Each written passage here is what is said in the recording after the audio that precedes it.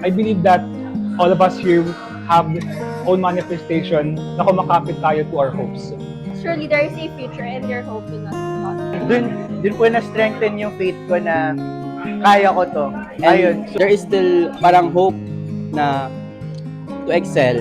Kapag nawawalan tayo ng hope, nawawalan tayo ng gana na gawin yung mga bagay-bagay. Always cling to Him na kahit hindi tayo mag-pray diretso, pero alam niya kung ano yung heart's desire natin.